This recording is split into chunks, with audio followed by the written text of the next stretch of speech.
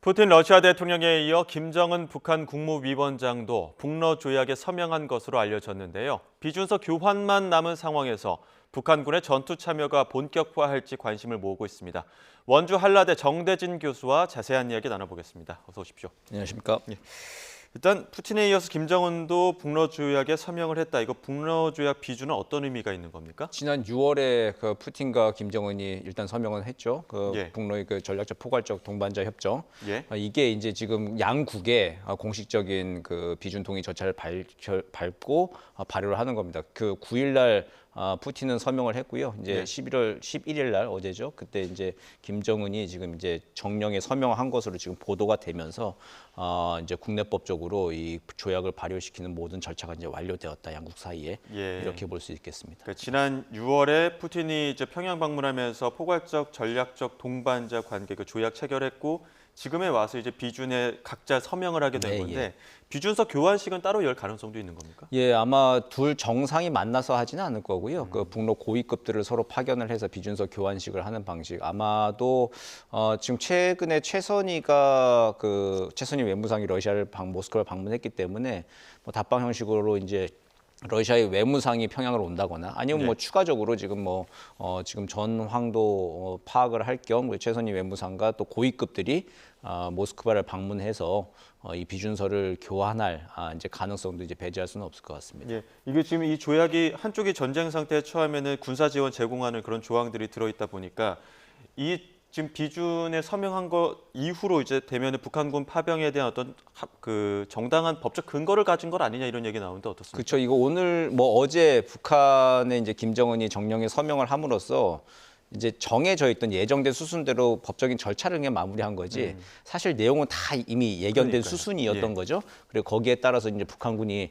파병까지 한 거고 양국 사이에는 자기들은 이제 법적인 절차가 마무리됐다. 국제법적으로 뭐 충분히 조약에 근거해서 우리는 행동을 한다라고 하는 건데 이게 사실은 북한과 군사협력하는 건 유엔 안보리 결의 위반입니다. 다. 예. 모든 게 다 위반입니다. 근데 이제 러시아가 지금 유엔 안보리 상임이사국으로서 자기가 이제 찬성을 했던 유엔 안보리 결의안을 지금 스스로 어기고 있는 그냥 꼴이 되는 거죠. 예. 그래서 이제 양국은 자기들은 자기들의 계약은 유효하다고 얘기하지만 예. 국제사회의 상식으로 봤을 때는 이제 이거는 처음부터 이제 좀 무효하고 불법인 이제 그런 상태로 평가를 받게 될 겁니다. 여기에 대해서 이제 논란의 여지가 아직까지 있는 상황인 건데, 자 지금 그 북한군도 좀 교전 지역에 어느 정도 이제 파병이 지원을 갔다 이런 이야기들 정황들도 속속 나오고 있는 가운데서 이제 우크라이나 젤렌스키 대통령이 쿠르스크 지역 접전 지역인데 여기에서도 5만 명의 적군과 교전 중이라고 했단 말이죠. 여기에 북한군 파병됐을 지원할 가능성도 있는 겁니까? 뭐 포함됐을 가능성이 농후하죠. 지금 현재 상태로 봤을 때. 그리고 이제 또 우크라이나 발로 지금 여러 가지 이제 전황 소식들, 메시지들이 자꾸 나오고 있잖아요. 이건 사실 우크라이나의 이제 특히 젤렌스키 대통령의 이 조급함이 좀 많이 반영되어 있는 거죠. 이제 어떤 조급함이죠? 트럼프 당선 이후에 이제 발을 빼겠다라고 하는 거잖아요. 우크라이나를 전을 종료시키겠다라고 선거 예. 기간 내에도 얘기했고 실제로 지금 그 가능성이 점점 더 높아지고 있는 시점에서 예. 젤렌스키 같은 경우에는 이 위기죠. 북한군까지 파병돼 있고 예. 이 쿠르스크에서 이제 치열한 교전을 벌이고 있는 상황을 자꾸 알림으로써 위기인 동시에 이거를 국제사회의 관심을 다시 한번 환기시킬 수 있는 기회로 삼아야 하는 겁니다. 그러다 보니까 하루가 멀다 하고 이제 이렇게 전황 소식을 우크라이나 군과 젤렌스키 대통령이 직접 이렇게 전하는 상황이 계속 이제 연출되고 있는 겁니다. 예, 그런 정황 중에 하나가 우크라이나 당국이 북한군의 그 통신 내용을 감청해서 공개하기도 했거든요. 어떤 내용이 있었는지 같이 한번 들어보시죠. 박덕수리, 나 돼지 다섯, 수신. 돼지, 나 박덕수리, 감도. 수리, 감도. 이거 있는 게 아니라 나라가 갔다. 기다리라. 사사, 나 물게. 수신. 사다들, 나 물게. 수신. 물게 하나, 나 물게. 수신. 이게 뭐 교전 중에 하는 무전인지는 모르겠지만 뛰어가는 게 아니라 날아간다, 뭐 독수리도 나오고 물개도 나오고 이럽니다. 어떤 내용이라고 좀 정황을 파악해 볼 수 있을까요? 우크라이나 군이 내용을 풀이한 거는 이제 그 교전 중인 상황에서 이제 퇴각하라, 후퇴하라 이제 이런 내용이라고 이야기는 했는데, 근데 이제 우크라이나 정보 총국이 지금 모든 채널에서 다 이야기를 하고 있는 겁니다. 근데 좀 들어보시면은 이게 실제 교전 상황에서 저렇게 좀 약간 목소리는 좀 평온하잖아요. 사실은. 긴박해 보이지는 않은 것 같아요. 예, 그러니까 뭐 훈련 상황일 수도 있어요. 훈련 상황을 감청한 걸 수도 있는데 어쨌든 지금 내용이 사실이라고 한다면은 북한군이 현지에서 뭐 실제 교전에 임박한 상황에 이제 뭐 태각 훈련이나 전투에 이제 참여하고 있는 훈련을 지금 하고 있는 상황으로 파악은 해볼 수 있겠죠. 근데 어쨌건 지금 이게 다 우크라이나 정보 총국에서 지금 나오는 이야기고 어디까지가 사실이고 어디까지가 이제 좀 혹은 심리전의 일환으로 지금 우크라이나가 하고 있는지 여부 등은 추후에 좀 평가가 가능한 거지 지금 모든 것을 100%다 믿고 우리가 일희일비하고 막 판단하거나 이러기는 약간은 조금 신중을 기할 필요는 있을 것 같습니다. 앞서 교수님, 젤렌스키 대통령이 트럼프 대통령 당선인의 당선 이후에 조금 조급해진 거 아니냐 이런 분석도 해주셨는데, 자 트럼프 전 대통령 그 당선인이죠. 취임 후에 24시간 내에 전쟁 끝낼 수 있다 이렇게 주장하기도 했는데, 지금 트럼프 당선인의 머릿속엔 어떤 종전 시나리오가 있을까요?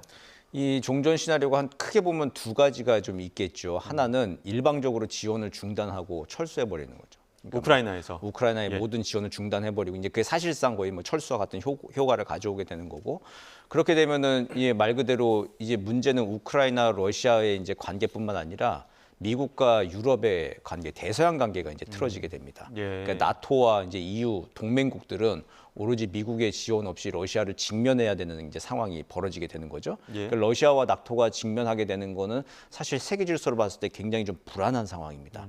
어쩌면 3차 대전의 전운까지도 이제 불러올 수 있는 최악의 시나리오 상황인데 뭐 이렇게 일방적인 철수를 하는 것도 머리에 하나 시나리오도 좀 있을 거고 그건 선거 기간 중에는 어떤 24시간 내에 끝내겠다, 48시간 내에 끝내겠다라고 하는 거 호언장담하는 선거 유세 기간에는 가능하죠. 이제 어쨌든 근데 빨리 끝내겠다라고 하는 거죠. 그러기 위해서는 어쩌면 러시아와 우크라이나를 협상을 압박을 해야 됩니다. 그랬을 때 이제 그 지금 러시아가 우크라이나 영토의 한 20% 정도를 점령하고 있는데 이걸 이제 젤렌스키 대통령한테 이제 받아들여라. 라고 하는 방식이 될 가능성이 높죠. 그러니까 영토 회복하는 방식이 아니라 지금 현 상황을 좀 인정을 하고 그 외에 뭐 우크라이나에 대해서도 뭐 추가적인 다른 지원을 해줄 테니 뭐 이제 여기 이쯤에서 이제 휴전을 한다. 뭐 그리고 러시아도 이제 이 정도에서 20% 정도 점령한 거에서 만족하고 이제 뭐 휴전에 임한다. 뭐 이제 이런 식의 중재안을 내든지 어쨌든 이런 식의 방식이 될 가능성이 좀 농후해 보이긴 합니다. 그 전쟁 막바지에 대해서 만약에 이렇게 누군가 3자에 개입해서 여기서 멈춰라 하게 되면은 더욱더 교전이 좀 치열해지는 상황도 생기지 않겠습니까? 그렇죠. 이제 끝까지 그 만약에 현상이라고 하는 것을 오늘까지의 영토 점령한 거를 휴전 협상에서의 영토 실질적인 지역으로 한다라고 이제 그럴 경우에 대비해 가지고 더욱더 치열한 전투를 벌이게 되겠죠. 우리도 6.25 전쟁 당시에 저쪽 동해전선 쪽으로 많이 이제 북쪽으로 좀 올라가 있잖아요. 그때 엄청나게 치열한 휴전 협상 중에 치열한 교전을 벌이지 않았습니까? 그런 일들이 지금 사실 이제 쿠르스크 지역에서는 지금 벌어지고 있는 상황인 것이죠. 자, 쿠르스크 지역에 대한 뭐 탈환 작전도 있고 북한군 파병 그 투입 이야기도 있고 이렇게 좀 쿠르스크 지역에 대한 그 관심도가 좀 집중되고 있는데 어떤 면에서 이 쿠르스크 지역이 좀 중요하다고 보시는 겁니까? 이 우크라이나 동부 지역이 이제 러시아에 의해서 한 2년 동안 이렇게 많이 잠식당하고 점령당했죠. 한 20% 가까이가. 이제 쿠르스크는 이제 거기에 대해서 우크라이나가 러시아 이제 본토를 좀 공격을 한 겁니다. 선제적으로 공격을 해가지고 이 지역을 이제 러시아가 일부 조금 또 뺏겼죠. 이제 거기를 이제 러시아가 지금 탈환하는 상황으로 지금 가고 있는 것인데 그래서 이제 이 지역을 또 먹고 먹히는 이 싸움이 이제 종전이나 휴전으로 지금 가고 있는 이 국면에서 양국의 자존심이 걸려 있는 지역이고 전략적으로도 후에 만약에 러시아와 우크라이나가 휴전 협상이 벌어진다 하더라도 이 지역에 대해서 얼마만큼 관할을 행사하느냐, 실효적으로 지배하고 있느냐가 뭐 우리도 이제 6.25 전쟁 이후에 뭐 이게 남북 강원도가 갈라져 있는데 뭐 조금 더 했으면 북강원도까지 다 우리가 관할하지 않았겠냐라고 하는 그런 아쉬움들도 뭐 남아 있는 상황들이잖아요. 뭐 이제 이런 식으로 이 둘의 러시아와 우크라이나에서는 자존심 싸움뿐만 아니라 이 역사의 물줄기를 바꿀 수 있는 중요한 고지가 되기 때문에 지금 아주 치열하게 좀 교전을 벌이고 있는 상황입니다. 근데 만약 이런 상태에서 좀 종전이 된다라고 하면 우크라이나 입장에서는 좀 상당히 좀 억울하겠죠. 침략을 받아가지고 영토의 한 5분의 1을 지금 잃어버린 상황이 되는 거니까. 그런데 이제 그럼에도 불구하고 지금 트럼프 당선으로 인해서 관련해서 지금 어떤 식으로 지금 이제 협상이 이제 벌어질지는 예. 우리가 참 수개월 내에 이제 결과는 좀 볼 수 있을 것 같습니다. 자, 이런 상황도 우크라이나에 좀 조급함을 불러오지 않을까 싶은데 트럼프의 장남 도널드 트럼프 주니어가 SNS에 올린 글을 보면 자, 젤렌스키 대통령이 용돈을 잃기까지 38일 남았다 이렇게 문구를 넣었습니다. 그렇게 된다면은 이제 우크라이나 지원을 사실상 중단을 지금 시사하는 듯한 내용인 것 같기도 한데 이거 어떻게 해석해 봐야 됩니까? 예, 그렇죠. 이게 미국 행정부가 우크라이나 무기 지원을 준비를 한다고 해도 이제 그 공화당이 지배하는 상하원 양원이 다 공화당을 지배하에 놓이게 되죠. 의회가 동의를 해줘야 되는데 굉장히 이제 어쨌든 미국 행정부 트럼프 행정부 원하는 방향으로 의회도 동의를 해줄 가능성이 이제 높아진 거죠. 그리고 이제 트럼프 주니어가 이제 인선뿐만 아니라 지금 이 트럼프 2기 행정부에서 굉장히 영향력을 행사할 걸로 전망이 되는데 좀 표현 같은 게 조금 좀 문제죠. 용돈을 잃기까지라고 하는 거. 이게 우크라이나 국민들을 생각하면 저렇게 표현하면 안 되는 전쟁 거죠. 중인데. 예, 전쟁 중인데 저런 식으로 좀 표현하면서 어쨌든 마가 미국 우선주의 이것만 일방적으로 지금 이렇게 메시지를 내고 있는 것들에 대해서 지금 국제사회는 좀 우려를 좀 하고 있는 상황인 것이죠. 자, 트럼프 전 대통령, 그러니까 트럼프 후보 그 당선 이후에 각국의 정상들도 트럼프 당선인과의 어떤 접점을 찾기 위해서 노력을 하고 있지 않습니까? 그런 가운데 김정은 국무위원장, 트럼프 좀 당선인과 좀 각별한 인연이 있잖아요. 머릿속에 어떤 좀 시나리오를 갖고 있을까요? 지금 일단은 러시아와 좀 보조를 맞추는 게 급선무일 겁니다. 그리고 러시아도 이제 그 푸틴 대통령도 트럼프와 이제 이야기를 할 것 같다라는 뉘앙스의 이야기들을 최근에 또 했습니다. 그렇기 때문에 이제 러시아와 좀 보조를 맞춰가는 가운데 북러 혈맹이라고 하는 걸 먼저 완성하는 게 최우선입니다. 예. 그러니까 러시아 우크라이나 전쟁이 끝낸 이후에도 북러 혈맹이라고 하는 개념으로 조금 업그레이드를 해가지고 그래야 한미 동맹에 대응하는 자기 안전판이 만들어지는 거죠. 그거 만든 다음에서야 그럼 이제 친서 교환을 하고 직접 거래를 하던 이제 그 구상을 생각은 좀 하고 있을 건데 지금은 직접적으로 뭔가 대화를 하고 거래를 할 그런 타이밍은 아닐 거라고 생각하고 있을 가능성이 많아 보입니다. 예, 알겠습니다. 여기까지 듣겠습니다. 지금까지 원주한라대 정대진 교수와 함께했습니다. 고맙습니다.